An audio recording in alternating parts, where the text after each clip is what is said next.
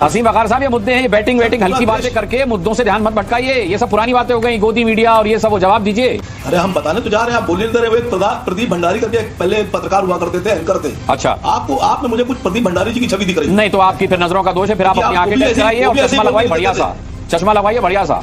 चलिए शुरू करते हैं। आम आदमी पार्टी दिल्ली में इतना कुछ दे रही है अपने वोटर्स को, तो फिर MIM मैदान में क्या करने आई है? मैं नहीं बताऊंगा। अभी हमने एक टिकट डिक्लेयर किया है मुस्तफाबाद का, तो MIM की सरकार तो है नहीं अभी। और अगर आप चाहते हैं कि MIM मैदान में कुछ करे तो हमारी सरकार बनाइए, हमारी मदद कीजिए। अरे भाई, दिल्ली दंगों के आरोपी को आप टिकट दे रहे हैं, कैसे आपकी सरकार बना दी जाएगी?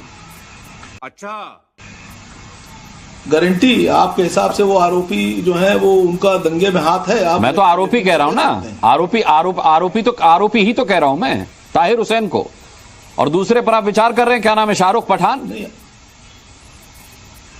सुनिए तो सर, आरोपी तो केशव प्रसाद मौर्य भी थे डिप्टी CM बनने से पहले। तो उनके लिए तो आपने लड़ाई नहीं लड़ी।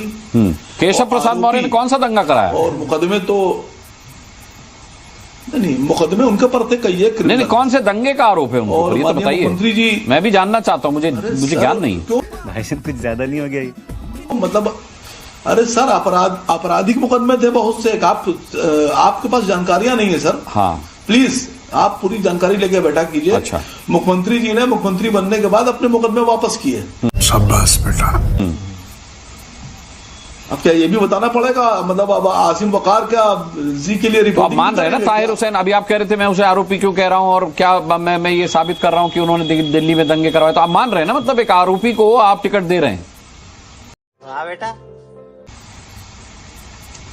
अरे मैं तो ये चाह रहा था कि आप हिंदुओं की लड़ाई लड़ें, और आप यहाँ बैठकर भारतीय जनता पार्टी की तरफ से बैटिंग कर रहे हैं सर। ये सब बेकार की बातें। भारतीय जनता पार्टी की तरफ से बैटिंग, कांग्रेस की तरफ से बैटिंग, ये मुद्दे हैं, ये दिल्ली के मुद्दे हैं सर।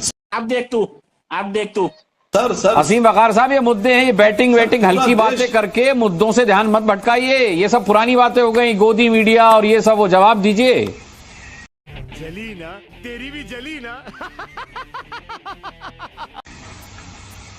मैंने आपसे पूछा कि आम आदमी पार्टी जब अपने वोटर्स को इतना कुछ दे रही है, अभी आपके सामने ऋतुराज जी ने एक फहरिस्त गिनाई, तो मैंने आपसे बहुत सिंपल सा सवाल पूछा कि जब इतना कुछ दिल्ली की जनता को आम आदमी पार्टी की सरकार दे रही, तो MIM क्यों ताल ठोक रही इस बार चुनावी मैदान में?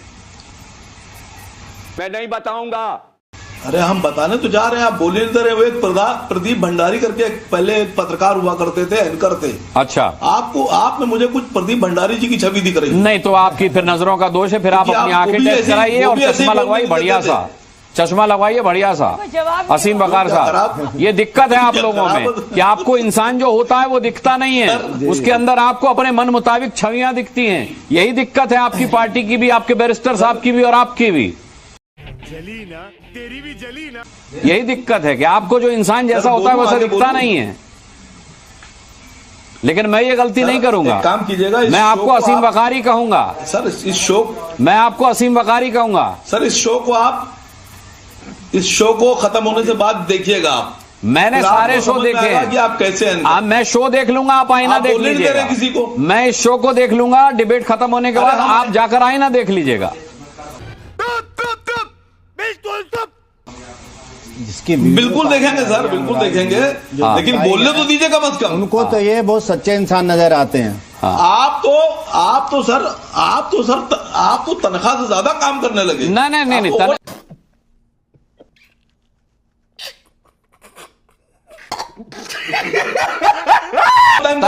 अरे तनख्वाह वनखा से लेना देना नहीं है, तनख्वाह वनखा से देना नहीं। ईमानदारी के लिए किसी तनख्वाह की जरूरत नहीं होती, किसी तनख्वाह की जरूरत नहीं होती। कितने तेजस्वी लोग हैं हमारे पास, कितने शानदार विचार रखते हैं। सैलरी पर आप लोग होंगे सर, सैलरी पर आप लोग होंगे। आपको एक आरोपी में देशभक्त नजर आता होगा, आप एक आरोपी को टिकट देते होंगे। बिल्कुल, आप एक आरोपी को टिकट देते होंगे। आपको एक एंकर में कोई और दूसरा चेहरा नजर आता होगा। ये आप लोगों की बीमारी है, इसका इलाज आप करवाइए। मोहल्ला क्लिनिक पे चले जाइए ऋतुराज जी, बोलने तो मोहल्ला दीजिए मेरे क्लिनिक। भाई। खराब हो जाएगा, मैं माँ मेरे भाई बोलने तो अरे बोलने दीजिए। मैं तो आप मुझ पे पर्सनल अटैक कर रहे हैं। मैंने तो आपको पूरा मौका दिया। मैंने तो विजय शंकर तिवारी जी को नाराज करके आपको मौका दिया, ठाकुर पे किसका लेकिन आप लगे हैं मेरे पे पर्सनल अटैक करने। अगर आपके पास मेरे सवाल का जवाब नहीं है तो मैं विजय शंकर जी के पास चला जाता हूं। बताइए, प्रज्ञा सिंह ठाकुर पे कौन सा मुकदमा चल रहा है? आप अपने गिरबान में झांकिए ना। आप प्रज्ञा सिंह ठाकुर को क्यों देख रहे हैं? बीजेपी आपकी आइडल पार्टी है क्या? मैं नहीं बताऊंगा। असीम बकार बीजेपी आपकी आइडल पार्टी है क्या? कि केशव प्रसाद मौर्य भी आरोपी थे, प्रज्ञा सिंह ठाकुर भी आरोपी थी, तो आप इन्हीं की परिपाटी को फॉलो करेंगे? आपका अपना आइडियलिज्म होगा ना सर, अपनी आपकी आइडियोलॉजी होगी कि नहीं होगी? नहीं। अरे मैं पूछ रहा हूँ, प्रज्ञा सिंह ठाकुर पे मुकदमा कौन सा चल रहा है? अरे मैं आपसे पूछ रहा हूं कि आपकी अपनी कोई आइडियोलॉजी है कि नहीं है, या आप ताहिर हुसैन को टिकट देने को जस्टिफाई प्रज्ञा सिंह ठाकुर से करेंगे? अरे हाँ भाई हाँ।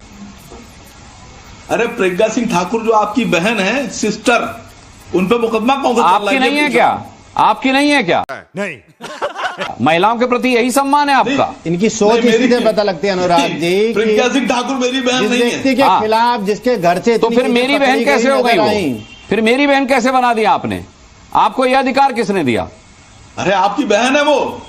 अब आपके कहने से नहीं होगा। और मुझे लगता है कि ये आपने तरीका ढूंढ लिया है कि मुद्दे से भटका दो डिबेट को और उलझा दो, व्यक्तिगत खेलो। चलिए विजय शंकर तिवारी जी के पास जाता हूं। आप तब तक थोड़ा नॉर्मल हो जाइए, चाय पानी पी लीजिए। विजय शंकर अच्छा, हमको सिखा रिया है। शंकर तिवारी जी, जब आम आदमी पार्टी ने पुजारी ग्रंथि योजना लॉन्च की तो कहा गया कि चुनावी माहौल को देखते हुए अब पुजारी और ग्रंथि याद आए हैं। ऐसे ही बीजेपी को भी घेरा जा रहा है कि चुनाव के समय पर वीर सावरकर याद आए हैं।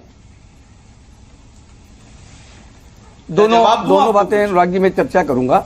मैं नहीं एक मिनट में मुझे बात करनी दीजिए। मुझसे पूछा उन्होंने। पहली बात तो ये बोल है कि मैं लगातार पुजारियों के संपर्क में रहता हूं।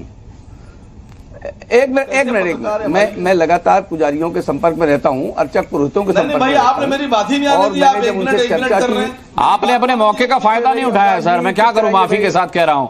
आप इधर उधर की खेलते रहे। मेरा चेहरा वैसा लगता है, मेरी बॉडी लैंग्वेज वैसी लगती है, इसके ऊपर वो मुकदमा, उसके ऊपर वो मुकदमा है। तो मैं अब दोबारा आपके पास आऊंगा, तब बोल लीजिएगा असीम बकार साहब। अभी थोड़ा सा विजय शंकर तिवारी जी को सुन लेते हैं।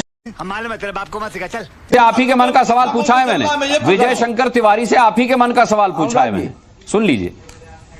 हाँ, अनुराग जी देखो, ऐसा है कि लगातार वो विजय शंकर तिवारी मुद्दे पर बोल रहे हैं। वो विजय शंकर तिवारी मुद्दे पर बोल रहे हैं जी, उनको बोलने देना होगा मुझे। आप थोड़ा धैर्य रखिए असीम बकार। नहीं। अनुराग जी मैं लगातार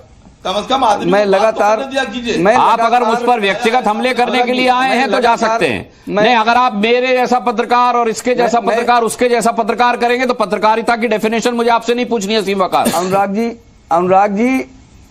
जी कोई चर्चा नहीं हो रही है। मैं कह रहा हूं कि मैं लगातार अर्चक पुरोहितों। क्या बात कर रहे हैं यार? आप बात नहीं करने दे रहे, बात नहीं करने दे रहे। मैंने आपको जली ना, तेरी भी जली ना।